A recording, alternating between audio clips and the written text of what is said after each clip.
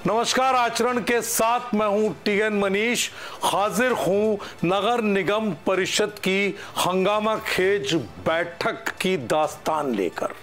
इससे पहले कि मैं नगर सरकार के हमारे जिम्मेदार पार्षदों की तू मैं आप तक पहुंचाऊं, सबसे पहले जरा सोचिए कि हमारी नगर सरकार है कितनी वफादार। इसकी हर योजना है कागजों पे साकार। सड़क, पानी, बिजली और सीवर के लिए पूरे शहर में हाहाकार। जी हां, तो ये तस्वीर है ग्वालियर महानगर की। आप देख सकते हैं कि नगर निगम में किस तरह से पार्षद मोहित जाट के साथ दूसरे पक्ष के पार्षदों की कटाक्ष भरी नोक झोंक हुई।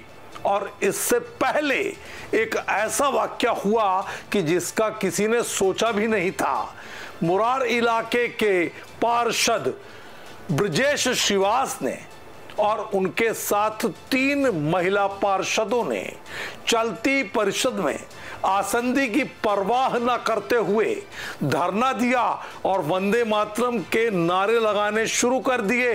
यहां तक तो ठीक था। इसके बाद अपने प्रस्ताव पर चर्चा नहीं करने के चलते, स्थगन पर चर्चा नहीं करने के चलते, इन्होंने चारों पार्षदों ने सीधे तौर पर हंगामा खड़ा किया और ब्रजेश श्रीवास ने अपने हाथों से अपना कुर्ता फाड़ डाला। इसके बाद सभापति मनोज तोमर ने विधान की धारा 36 की शक्तियों का इस्तेमाल करते हुए चारों को, 3 महिला पार्षद और 1 ब्रजेश श्रीवास, इन चारों पार्षदों को परिषद की बैठक से बाहर कर दिया।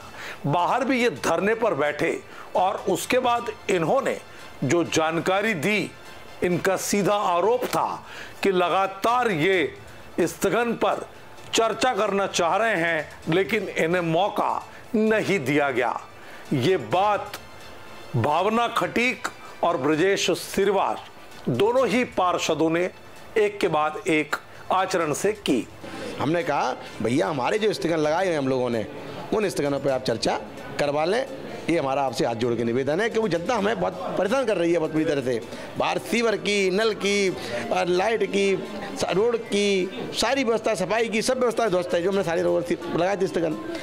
मैंने अपनी आवाज़ परिषद में स्थगन के तहत रखना चाही पर स्थगन उन्होंने रद्द कर दिया। उन्होंने मान्य नहीं किया। हम लोगों ने बोला भी कि भाई हमारा स्थगन है, जो हम वार्ड की समस्याओं को लेकर आए हैं, पानी, सीवर, लाइटें और भी अन्य समस्याएं थी, जो छठवां वेतन मान था इन लोग विनियमित कर्मचारियों का, पर उस पर कोई भी उन्होंने स्थगन लेने से मना कर दिया। वहीं इस पूरे बैठक के दौरान लंबी चली बैठक, तकरीबन 3.5 घंटे की बैठक थी। इस बैठक के दौरान दोनों पक्षों के पार्षदों के बीच कई मुद्दों पर अनेक बार मर्यादा भंग हुई और इस मर्यादा भंग को लेकर महापौर शोभा सिकरवार ने अपनी आपत्ति भी जताई।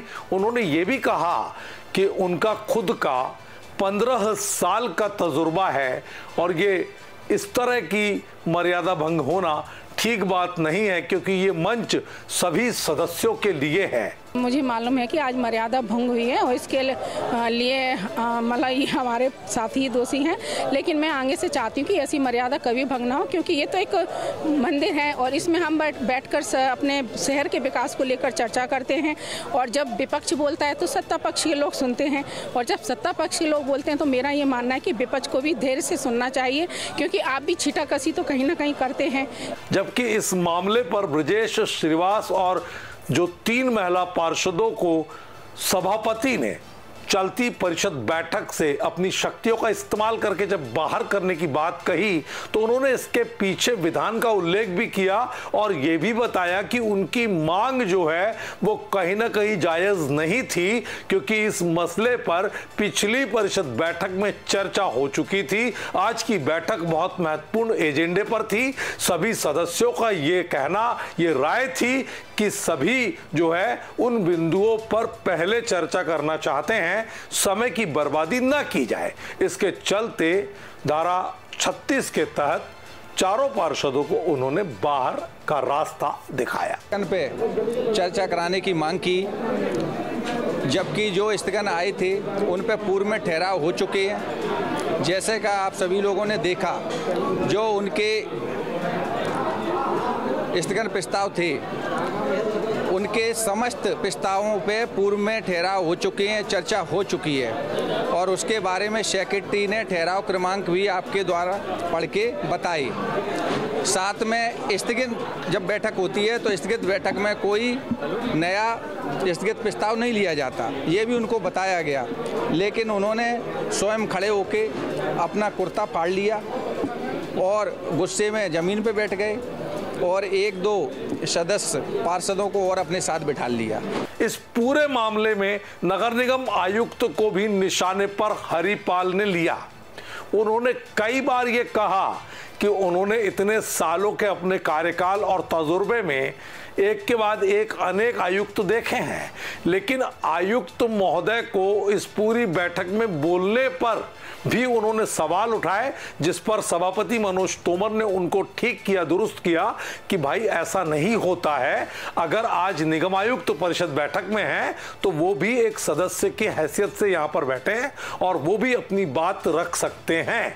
इसके बाद निगम आयुक्त जब बाहर निकले, मीडिया ने उनसे एक के बाद एक जब सवाल किए तो सभी सवालों पर आयुक्त ने बहुत ही संयमित तरीके से जवाब देते हुए ये स्वीकार किया कि बारिश के मौसम में नालों की चौक होने की समस्या, सीवर की चौक होने की समस्या, नालों के उफान पर आने की समस्या, घरों पर पानी भरने की समस्या बिल्कुल है और इसका एक स्थायी प्लान बनाया गया है। ऐसे 140 स्थान नगर निगम ने चुने हैं अपने मैदानी अमले के माध्यम से जहां पर इस तरह की समस्या है और मानसून को देखते हुए अस्थायी तौर पर इन सारी समस्याओं का निदान एक एक करके किया जा रहा है। मानसून के बाद एक कार्य योजना बनाकर शहर की सीमेंट कंक्रीट वाली सड़कों सहित तमाम बड़ी सड़कों पर जल निकासी की व्यवस्था की जाएगी। मौलिक निधि की जो राशि का निर्धारण किया गया था उसकी राशि की मात्रा का पुनर्निर्धारण किया गया है, तो वो सभी हमारे जो सम्मानीय जो पार्षद साहिबान हैं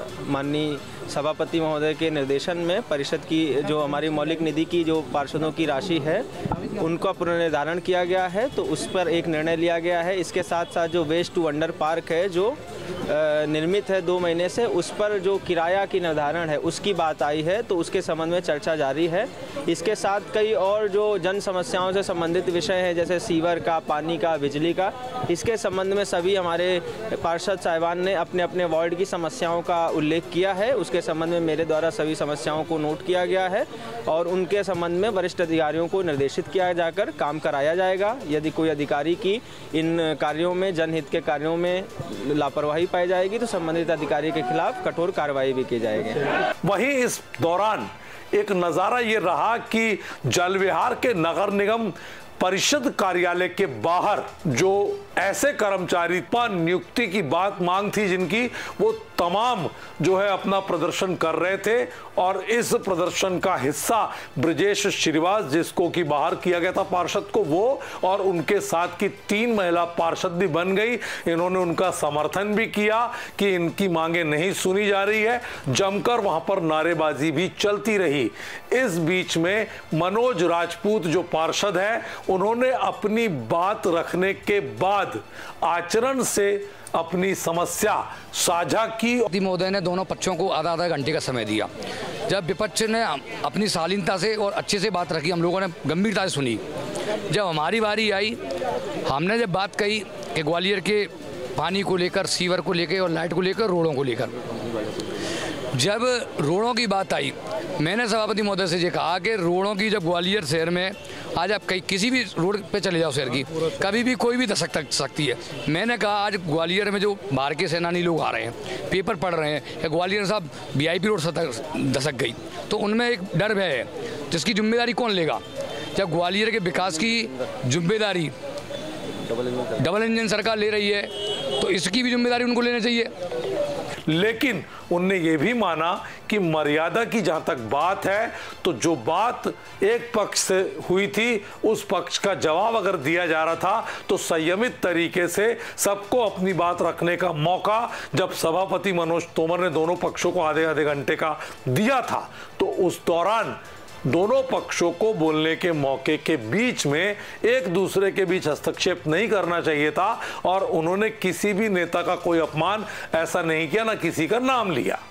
जबकि इस मामले में दोनों पक्षों की तरफ से अगर मैं बात करूं तो पार्षद मोहित जाट जो वार्ड 41 के पार्षद हैं, उनके साथ में तीखी नोकझोंक मनोज राजपूत और उनके साथी पार्षदों की हुई थी। इस मामले में मोहित का कहना यह है कि दरअसल वो लगातार ये देख पा रहे हैं कि यहाँ पर जिस तरह से उन्हें उम्मीद रहती है पार्षद होने के नाते कि समस्या का समाधान और संतुष्टि मिलेगी, तो ये नहीं हो पा रहा है। जबकि हम जनता के बीच का चेहरा हैं, ऐसे में जनता हमारे ही सामने आती है और हमें ही जनता का सामना करना पड़ता है। कई बार तो जनता हमारे कपड़े फाड़ती है। बात बोली कि जो बड़े बड़े नेता अपने आप को ग्वालियर को अपना परिवार बताते हैं, मसीहा बताते हैं, तो सब मुझे बेकार लगे। क्योंकि मैंने इस बात पे अग्रेसिव हुआ। मैंने कि आप इन शब्दों का यूज़ क्यों कर रहे हो? नेता तुम्हारे चाहे हमारे कोई भी हो, जो सदन में जो उपस्थित हों, आप उन्हीं की बात करो, सदन की चर्चा करो, जनता जुड़े मुद्दे की चर्चा करो। नेताओं को बीच में लाने वाली बात कहाँ से है? उनकी दलील ये थी। तो कुल मिलाकर नगर निगम परिषद की ये जो बैठक थी, इस बैठक के दौरान जो हंगामे चले, उस हंगामे के बीच में जिस तरह से मर्यादा जो है परिषद की वो भंग हुई, इसको लेकर तरह तरह की बातें आपस में पार्षद भी करते रहे।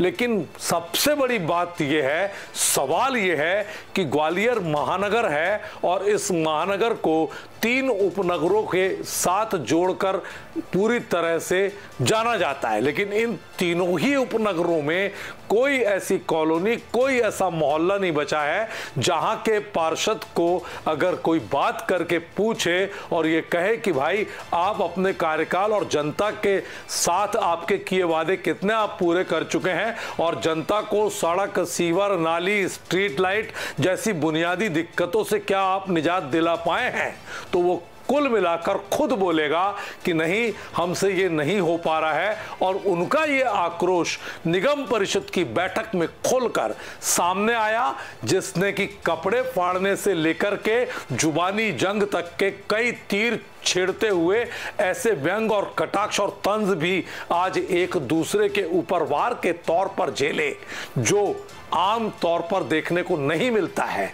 तो ऐसे में सवाल ये उठता है कि नगर सरकार को लेकर के किस तरह से नगर निगम का प्रशासन है, उसके मातहत मैदानी अमले के अधिकारी हैं और कैसे वो ठेकेदार हैं जो पूरी तरह से तमाम तरह की व्यवस्थाओं में अपने टेंडर प्रक्रिया में जो शर्तें और नियम पालने की शपथ लेते हैं, वो टेंडर मिलते ही क्यों भूल जाते हैं। ये सवाल आज ग्वालियर की जनता हर उस ठेकेदार से पूछ रही है जिसकी मिली भगत के चलते जनता परेशान है। मिली भगत किससे है? तो साफ तौर पर उन मातहत जिम्मेदार अफसरों से ठेकेदारों का गठजोड़ है, जिनकी जिम्मेदारी उनकी मेजरमेंट बुक में साइन करने से लेकर उनके टेक्निकल सेक्शन से लेकर उनको पैसे का आहरण कराने की रहती है। इतना ही नहीं, इस पूरी की पूरी कवायद के बीच हालत यह है कि नगर निगम परिषद की बैठक में उस सीवर व्यवस्था को ठेका पद्धति से बाहर लाने की पुरजोर मांग हुई। दोनों पक्षों के पार्षदों ने इस पर अपनी सहमति जताई है। यानी आने वाले दिनों में शहर में सीवर की ठेका पद्धति खत्म होगी और पुरानी व्यवस्था पर सारा की सारा सिस्टम लौटेगा। और एक बात यह भी ठीक रही कि आज की बैठक में पार्षदों की मौलिक निधि पर भी मोहर लग गई है। इस खास पेशकश में इतना ही। नमस्कार। देश दुनिया की सभी खबरें देखने के लिए जुड़े रहिए आचरण न्यूज से। आचरण न्यूज, हर कदम आपके साथ।